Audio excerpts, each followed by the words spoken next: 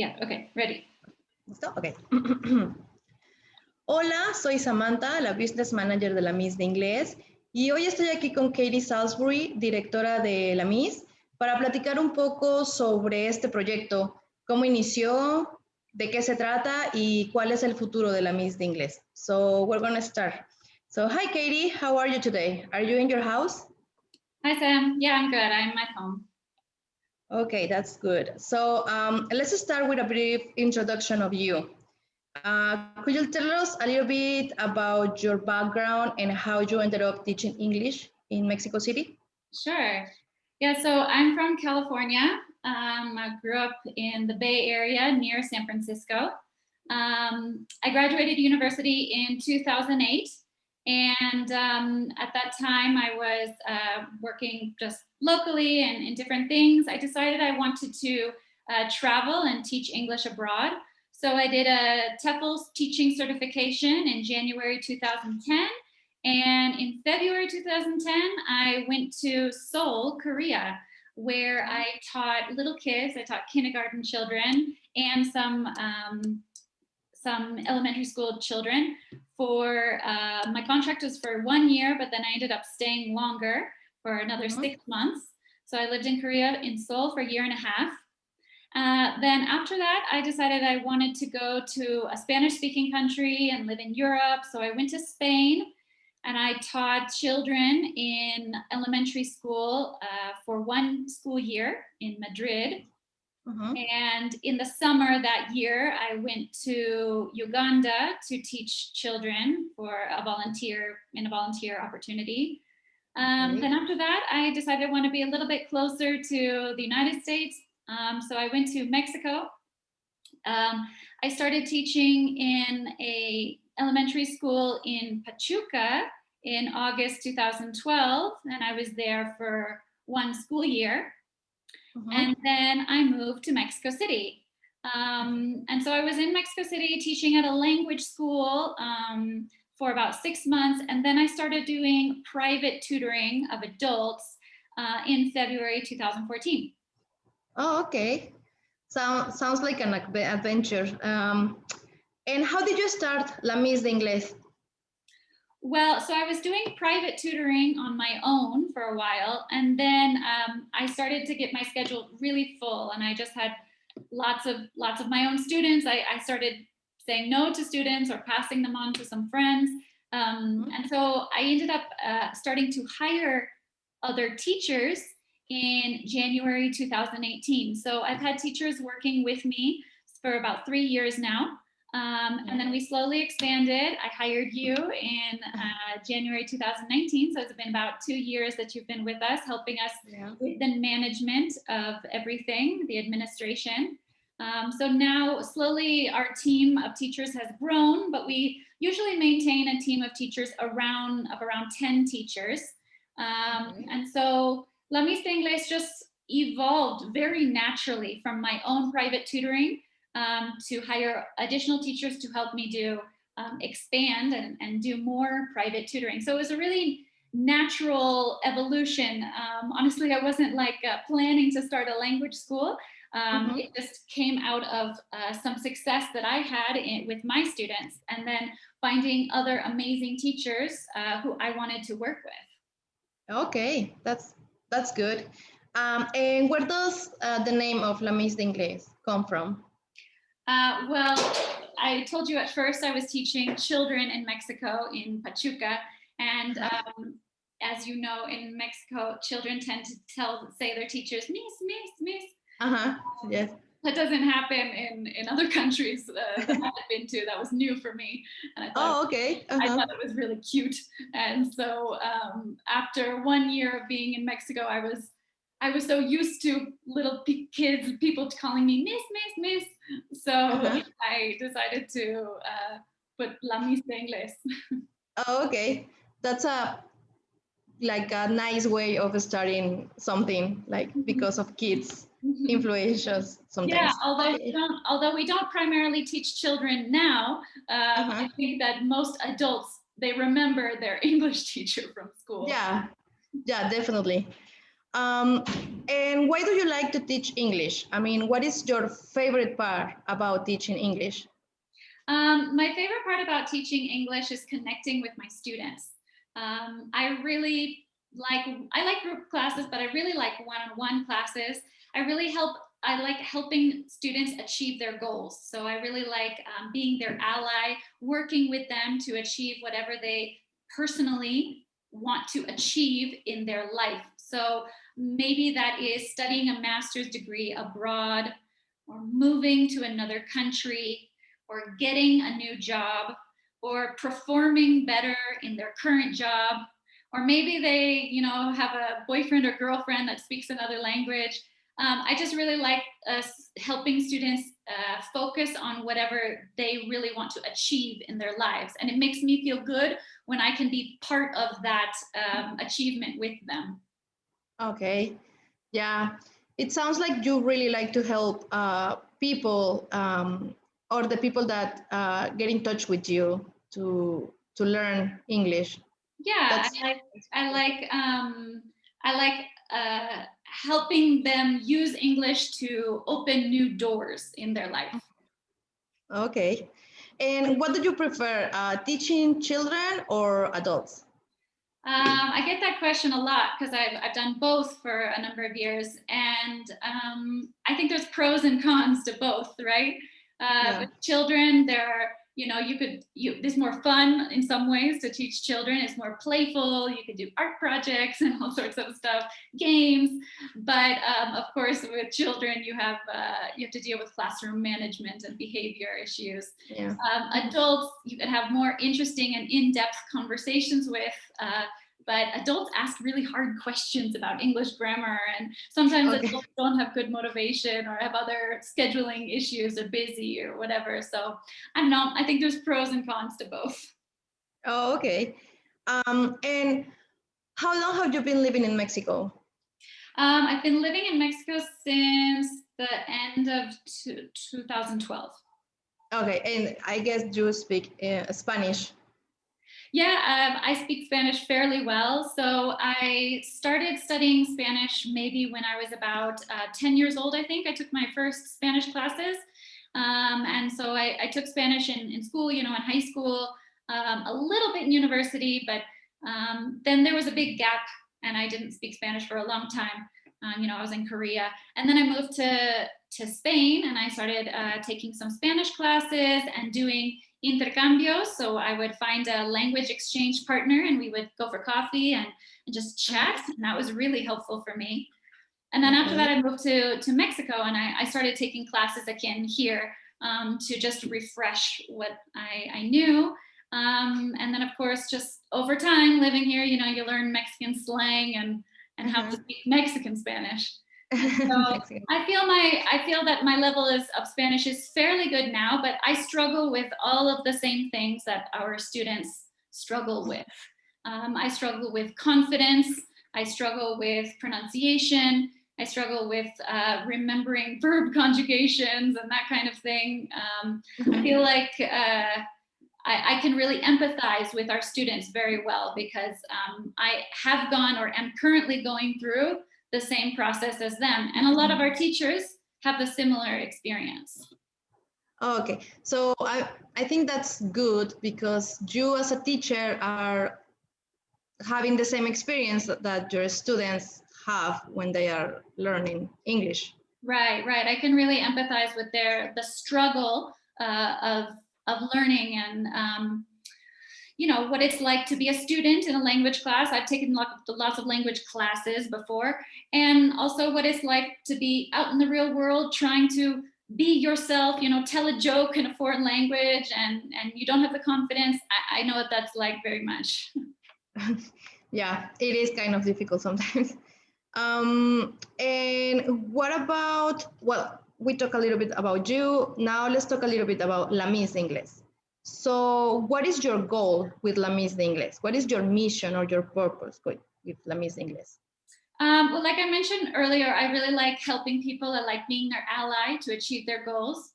I want to provide a high level and specialized service. I know there's a lot of language schools in Mexico City. So I want to provide a high-level service, a niche market service for people who are looking for something very specific, you know, for students who maybe cannot find what they're looking for in the Anglo or international house. So we want to provide a specialized or customized service. And I want to facilitate global cross-cultural communication and understanding. I think the main reason for learning English should be to be able to, or for learning any other language, should be to be able to communicate with more people and expand your knowledge and understanding of the world. And also not only of the world, expand our understanding of each other, of other people. You know, you can connect with more people that way when you speak another language. So I want to facilitate that and help people be able to, you know, expand the limits of their minds. Okay, sounds a really good mission. And to achieve this, or what services does La Mista English provide? So right now we have 3 basic services. We provide one-on-one classes or personalized classes, which can be, which are usually just one-on-one with your teacher, or it could be a small group. If you and your colleagues or friends or families are about the same level, you guys can make a private group.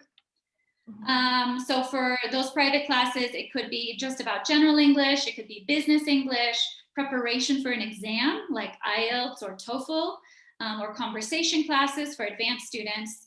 So we really will, if you're taking a private class with us, we can really customize your study plan. That's what we're good at. And particularly those classes are for intermediate and advanced students. Okay. We also, another service that we offer is group courses for lower level students. So if you have a beginner or lower intermediate level, we have group classes for those levels and very different schedules. And then we also have conversation clubs that happen twice a week. So this is for intermediate students who just need an opportunity to practice their speaking. So that happens with one of our teachers twice a week in the evenings. And it's just a casual small group of students that get together to talk. Okay. And speaking of the students, how could you describe your students or the students that La Mista English has? Yeah, I would say that the majority of our students are young professionals. We also have some teenagers as well. They are people who are mostly intermediate and advanced level students. I'd say that's what we specialized in. A lot of our students have a very specific goal that they're working towards, like some of the goals I mentioned earlier. Maybe they want to advance their studies or get a better job. A lot of our students are very motivated and motivated to improve their English or to achieve something in their lives. A lot of our students are interested in travel and meeting new people. And they're interested in, I think in general, just learning about the world and being able to communicate with more people using English. Yeah. Okay, and what's your method for teaching English as a second language? I mean, what are your classes like? How can you describe a class of La Mista English? Yeah, well, I'd say that our method is based on a few key things. First, when I was learning to be a teacher, I heard a great quote that has stuck with me for a long time. And it's that you learn a language by talking about things that matter with people that matter. So if you are engaged in something that matters to you, it will stick with you. You will remember it better. So that means that we want to customize our classes to you so that it is engaging and relevant to you. If you're in a group class, you know, in another language school that's covering topics that you don't really care about or that are not relevant to your life, it's going to be really boring and that information is not going to stay with you. So we want to make our classes super relevant and engaging and interesting to you so that you're talking about things that matter. Another kind of guiding principle is that the role of the teacher is as a coach or a mentor, someone that is on your side, your ally, helping guide you through this process of learning a language. We also want you to feel that our teachers that we are empathetic to the learning process, that we are trustworthy and responsible, that we're going to be there for you on a regular basis to help you, push you through this process, to guide you through this language learning process. Another thing that we focus on is what I call like meta level learning. What I mean by that is that we want to help you become a better student, a better language learner. So we like to share tips on how to be a better student, ideas, tips and tricks for how to be a better language learner. Another thing that I mentioned earlier is personalized study plans. We want to help you focus on what you need. So for a lot of intermediate and advanced students, sometimes that means we need to go back and review basic concepts. We're not going to review everything. This isn't going to be like from the beginning, and we don't want to waste your time. But the advantage of taking a one-on-one class is that we can select the things that you personally need to review. And tailor the classes to your particular goals. Another principle that I always remember, or that's totally obvious to me in my 10 years of teaching, is that every brain is different. Every personality, every brain is different. And there's so many different learning styles. All of my students learn in different ways. And so as teachers, we try to adapt to each particular student. And that's another advantage of one-on-one classes when we do that, or small groups, is that we can really customize to the particular student's learning style. Another point that's important for us is empathy, creating a safe space for you to grow your confidence. One of the most common comments that I hear from my students is that, oh, I've taken English classes for many years and my comprehension is very good.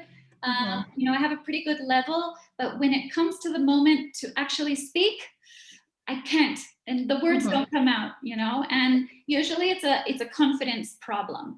So that's something I'm very well aware of. I have the same problem when I speak Spanish. So we try to create an environment of empathy where you can feel safe and confident to feel more sure in your skills and in your new identity as an English speaker. Another thing is that we try to have students speak as much as possible during the class. That's a big part of our methodology. I'd say I always describe our classes as conversation-based. So like I said, like in the comment before, a lot of our students, they have a pretty good level, at an intermediate level, they have a pretty good comprehension, but their production, their speaking is much lower. So I know that with modern technology and everything, we have so many opportunities to watch TV series or see things on the internet in English. We have lots of opportunities to consume in English, but in your daily life, you may not have many opportunities to speak in English and get feedback on your speaking. So we want to give our students as much opportunity as possible to speak in the class.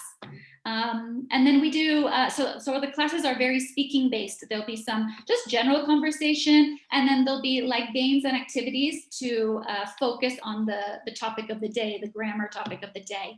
And then we do review for homework. So my theory about books, we do use books to guide and structure the class. But my theory about books is that they are best used for review. They're best used for homework. And it is important. It's an important part of the learning process to sit down quietly and do some exercises to review what you learned in the class, to solidify what you learned. But books are generally assigned book work, and writing work is always assigned for homework. Another kind of key guiding principle for us, for our method, is that grammar and vocabulary is best used in context and with authentic materials and through conversation. So when I say in context and with authentic materials, I mean that the teacher is going to bring other things to the class beyond just the book. We don't even use the book that much in the class, but news articles or videos, other things to the class that we can work on that are authentic, meaning that they are texts or articles that are written, you know, in the newspaper for English language speakers, and we will learn in context. So it's not just random grammar taught by itself. It's to learn the grammar talking about a real thing, a real topic, and we're going to use it in conversation. Like if it was like a normal conversation between two friends. Exactly.